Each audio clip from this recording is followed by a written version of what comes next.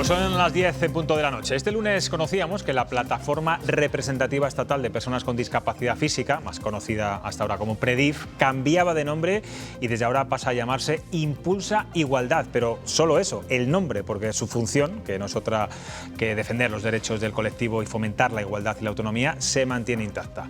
Hoy queremos profundizar en los retos y barreras que aún sufren las personas con discapacidad física y por eso nos acompaña alguien que es la imagen de este colectivo desde hace ya 15 años en Castilla y León. Él es Fran Sardón, presidente de Impulsa Igualdad. ¿Qué tal? Buenas noches. Hola, buenas noches, ¿qué tal? Bueno, imagino que le sonará raro todavía cuando digo el nombre y el cargo, ¿no? Porque, en fin, bueno, no sé, cuéntenos por qué han cambiado de nombre. Bueno, Impulsa Igualdad Estatal tiene ya 30 años, es una entidad estatal que tenemos representación en todas las comunidades autónomas, representamos a un colectivo de más de 200.000 personas que están asociadas a través de nuestras entidades. Mucha gente joven se iba acercando estos últimos años a nuestras entidades y la verdad que el nombre de PREDIF, nombre que tenemos mucho cariño, pues son unas siglas, ¿no? Plataforma Representativa Estatal, ¿no? Y bueno, pues mucha gente joven pues que no había nacido, no había crecido con esas siglas, bueno, pues no se identificaba mucho con lo que le transmitían esas palabras, esas letras, ¿no? Y bueno, creíamos que era el momento de precisamente buscar un nombre que nos permitiera abordar esas necesidades más actuales de las personas con discapacidad, un nombre que fuera potente y un nombre que también recogiera ese principio de igualdad que es el principio rector de nuestra entidad. Desde luego que tiene más pegada y está muy bien escuchar a los jóvenes, ¿eh? Eso está fenomenal. Bueno, ustedes apuestan fundamentalmente por la figura del asistente personal, para que este pues, colectivo tenga más autonomía. Muchas veces dicen que son sus ojos, sus manos, sus piernas, coger el autobús, ir al cine, las tareas propias del hogar. Pero, señor Sardón, confundimos muchas veces a un asistente personal con la ayuda a domicilio. Cuéntenos, ¿cuál es la diferencia? Porque es clave, ¿no?, en este asunto. Sí, hay unas diferencias claras, nítidas, ¿no? Primero, son dos apoyos que ya vienen recogidos dentro del catálogo de prestaciones del sistema de dependencia, que son importantes para el desarrollo de la autonomía de las personas, ¿no? Y que además pueden ser complementarios o incluso deben ser complementarios, ¿no? Pero sí que tienen unas diferencias, ¿no? Bueno, la primera diferencia es que bueno, la atención a domicilio está pensada precisamente para atender esas necesidades vitales de las personas en su entorno domiciliario, ¿no? Eso no significa que es verdad que a veces hacen algunas funciones también fuera del hogar, ¿no? Pero principalmente está pensando en un apoyo para el entorno de la vivienda, ¿no? La asistencia personal es un apoyo para un conjunto de necesidades de las personas que quieren afrontar una vida participativa, una vida activa, ¿no? Y que también pues, tiene las diferencias en el que la persona participa del proceso de elección de su asistente personal, participa de la formación de su asistente personal, ¿no? Y también pues, trabaja con su asistente personal siempre desde el respeto a la toma de decisiones, ¿no? Que eso yo creo que es fundamental, ¿no? Yo diría que esas dos diferencias son claves, ¿no? El que tú participas del proceso de elección de la persona que va a estar ayudándote en tu proceso de autonomía, de desarrollo vital y que también formas parte del proceso de formación de tu propio asistente personal. En Castilla y León hay 2.000 asistentes personales, no sé si son suficientes. Y bueno, aunque dice, es verdad, que es el propio, la persona la que, digamos, forma también al asistente personal, normalmente ese binomio suele funcionar. Sí, yo creo que es la clave, ¿no? Bueno, en Castilla y León es una comunidad referente, líder en desarrollo de prestaciones de asistencia personal y yo creo que la clave está precisamente en dar participación al usuario, a la persona que necesita su asistente personal, en la elección y en la formación de su asistente personal. ¿Y por qué es fundamental? Porque precisamente lo que nosotros venimos trabajando es en que a las personas con discapacidad no hay que atenderlas en función de su tipo de discapacidad, sino de sus necesidades singulares, particulares. Para que lo entendamos, dos personas que tienen una lesión medular, que están en silla de ruedas, no necesariamente van a tener la misma necesidad de apoyos, ¿no? Eso va en función de mis gustos, de mis anhelos, de mis intereses personales, ¿no? Que no tienen que ser iguales a los de otra persona que tiene una discapacidad similar, ¿no?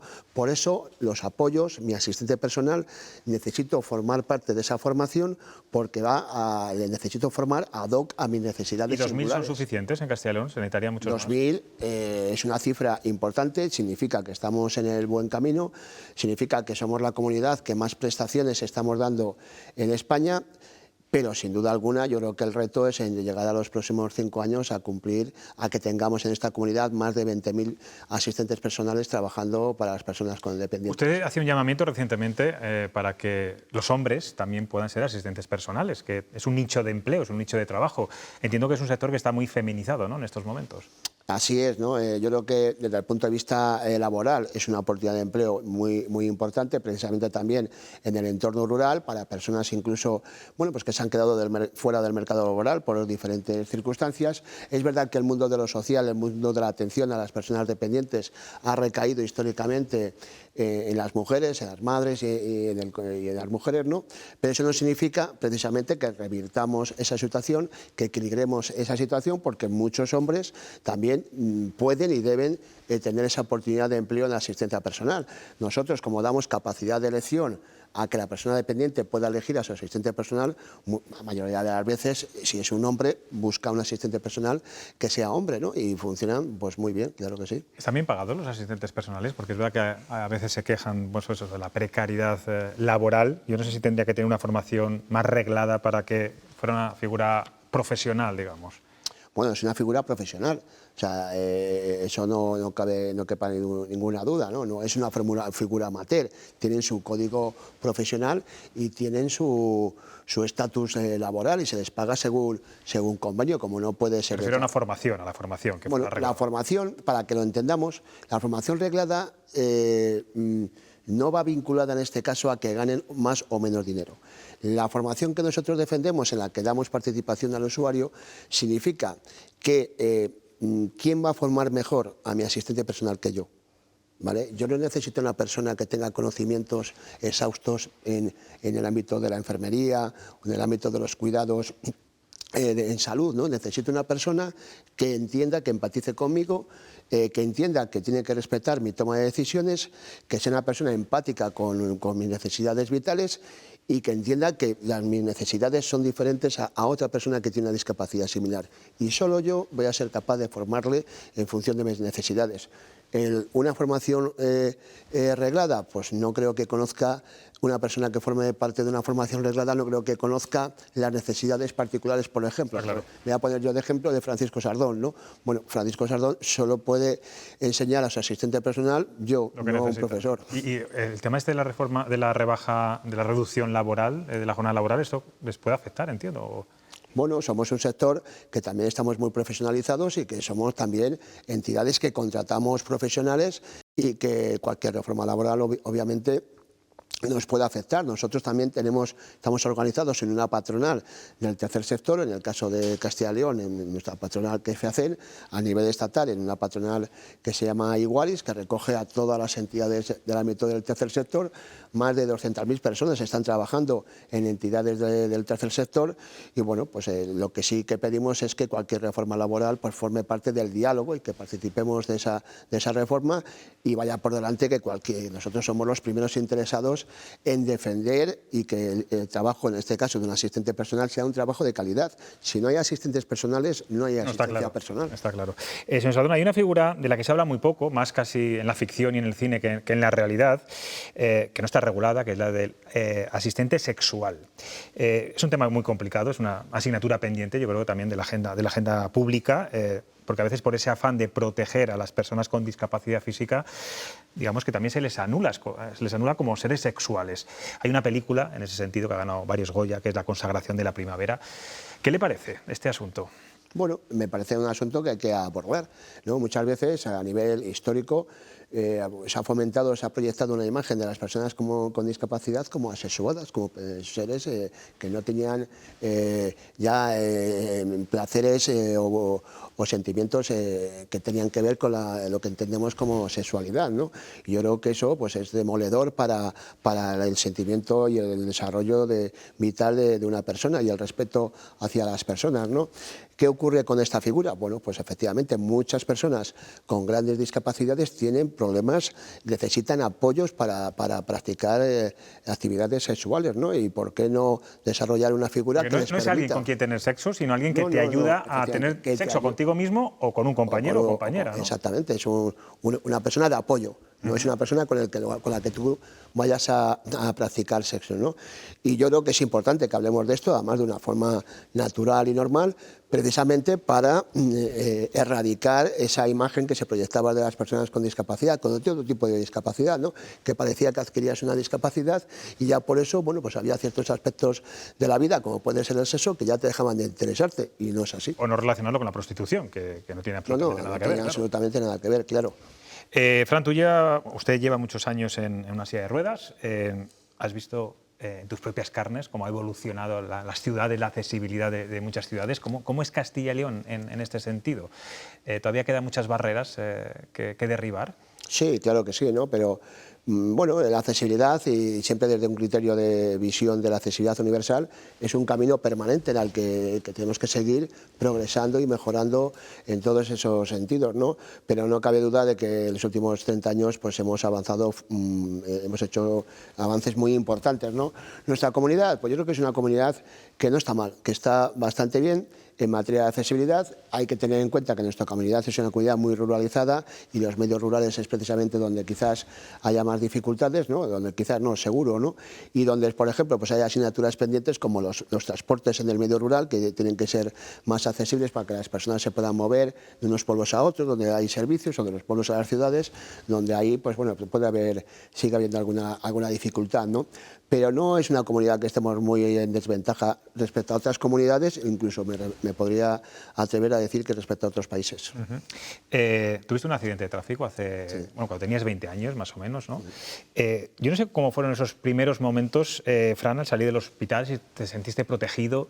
¿Se ha evolucionado mucho pues la experiencia que tú tendrías en aquel momento con la que puede tener ahora una persona joven en tus mismas circunstancias, este paraguas social que ahora se tiene?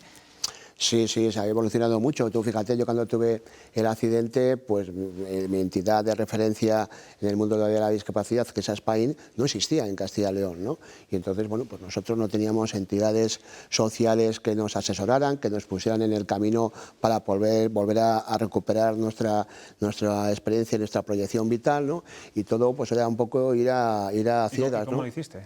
Bueno, pues coincidimos varias personas de mi edad, más o menos, que habíamos tenido el mismo problema, y recuerdo que íbamos a un gimnasio que estaba en el polígono de San Cristóbal, que lo había organizado, o sea, lo había puesto en marcha precisamente una persona que también había tenido un accidente de tráfico y que, bueno, su padre era carpintero metálico, tenía una nave en el polígono de San Cristóbal de Valladolid y montó un gimnasio. Y ese fue el germen del nacimiento de la entidad de ASPAIN, que nació en ese centro, precisamente de personas que, bueno, pues habíamos sufrido un problema, ya sea un accidente de tráfico, laboral o por algún tema de enfermedad, que entendíamos que había muchos problemas, principalmente de accesibilidad y de entender que, bueno, pues que una persona con discapacidad puede tener un accidente, efectivamente, puede estar en una silla de ruedas, que es un gran problema, pero no por eso hay que imposibilitarle poder recuperar su ritmo de vida. Somos una potencia, España, turísticamente. Sé que estáis luchando mucho y peleando mucho por un turismo sostenible, es decir, que desde el momento en que elegís un viaje hasta que llegáis al destino y estáis allí, disfrutáis y volvéis, todo sea accesible. Eso a día de hoy está complicado, ¿no? Bueno, o sea, ahí también se ha mejorado, efectivamente, y bueno, para nosotros el turismo es muy importante. ¿En qué sentido? Bueno, pues efectivamente ya de por sí el hecho de que las personas puedan disfrutar de espacios y momentos de ocio y de descanso, ya de por sí ya sería importante, ¿no? Pero bueno, a muchas personas con discapacidad históricamente se les ha imposibilitado, dificultado el que puedan viajar, el que puedan conocer otras culturas, otros países, otras formas de entender la vida, el que podamos tener una perspectiva diferente a la que nosotros conocemos, ¿no? El que aprendamos a ser más tolerantes a base de poder conocer a otros grupos poblacionales, a otros países que entienden la vida de otra manera, otras religiones, otras culturas, y el turismo es todo eso para nosotros. ¿Dónde está el mayor hándicap? Pues el mayor hándicap, precisamente, sí, en el transporte, ¿no? En el transporte, y a veces frivolizar cuando hablamos de viajar y hablamos de turismo, ¿no? El turismo es fundamental. Hoy es la vía de mayor experiencia para que las personas conozcan precisamente otras culturas y otros países. Estamos viviendo conflictos militares en la actualidad que muchas veces vienen provocados de la intolerancia, de no querer o no poder conocer la cultura de otros lugares de nuestro mundo, ¿no? Bueno, para nosotros eso es todo eso, el turismo, ¿no? Las barreras físicas nos dificultan mucho, ¿no? Pero también las barreras conceptuales en cuanto a veces frivolizar la importancia que tiene el turismo. Las barreras mentales, desde luego. Fran, también te van a hacer preguntas aquí estos periodistas que nos están escuchando. Empezamos por Franca Velasco. Hola, Fran, buenas noches.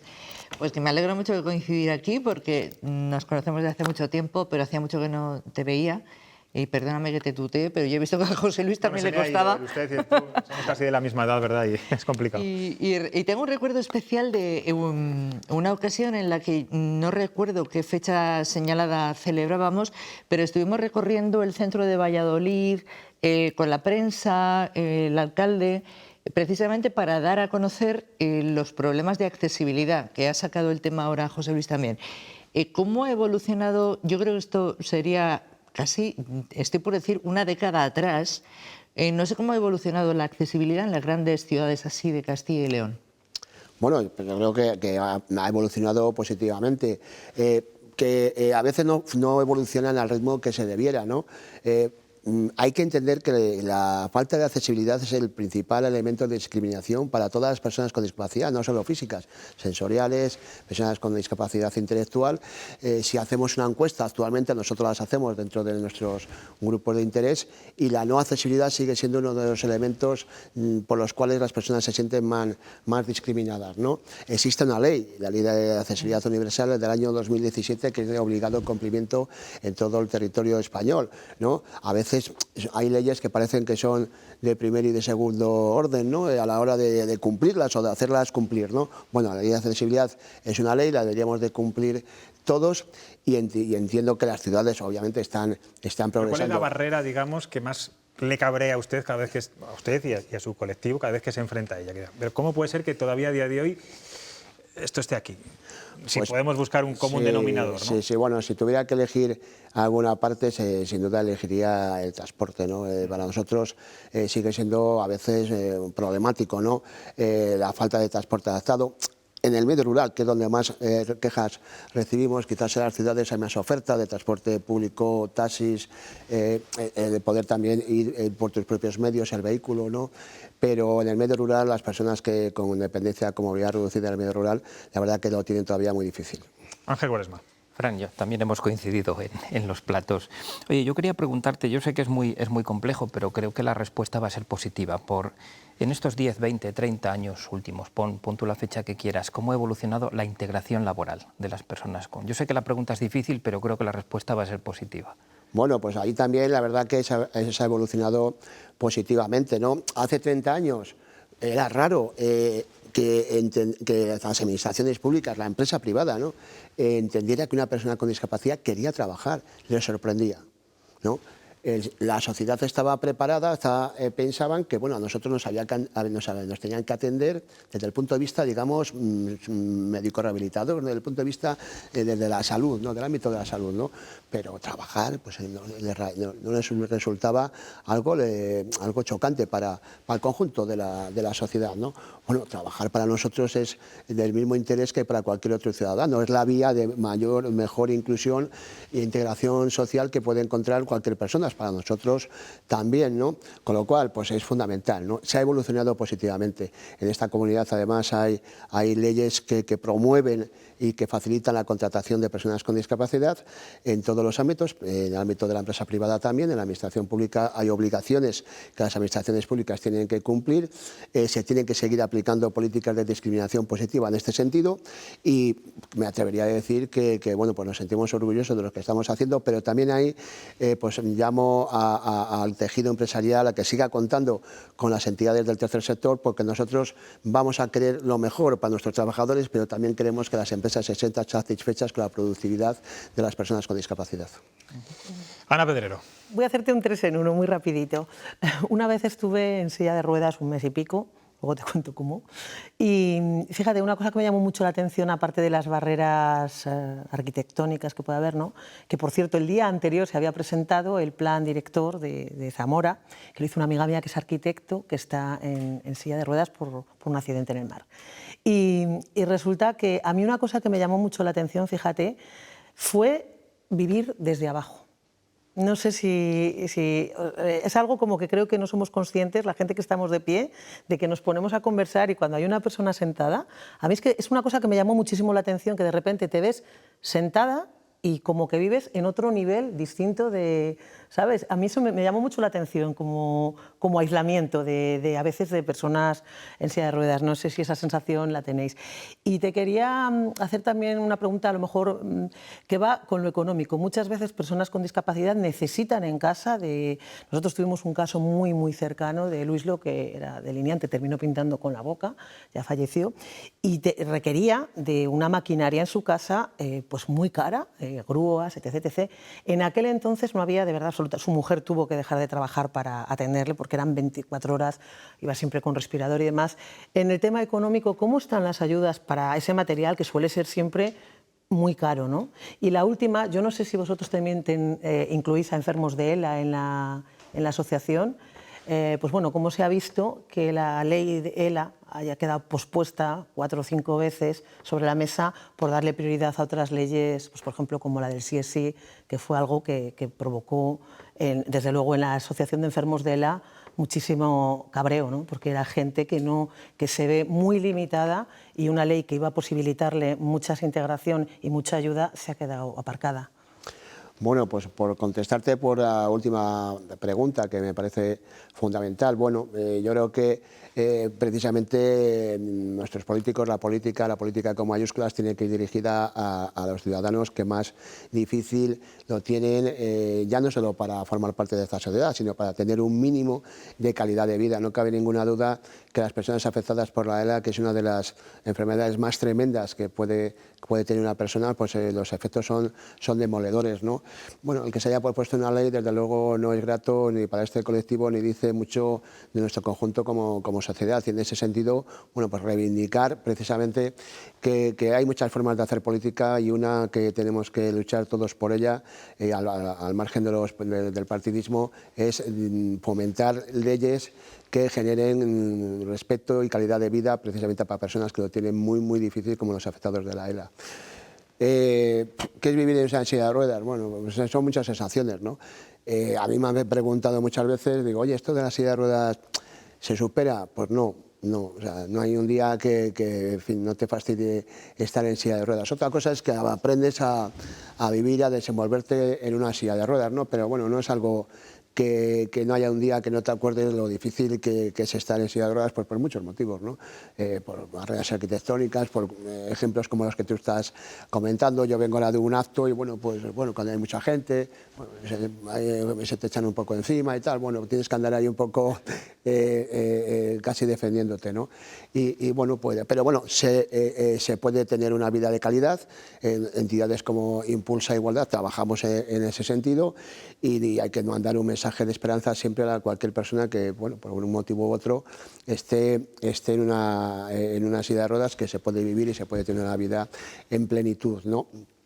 Y la segunda pregunta, las ayudas económicas. Bueno, mira, vivir con una gran discapacidad supone un 25% más de coste que vivir sin una gran discapacidad, precisamente por lo que tú comentabas, ¿no?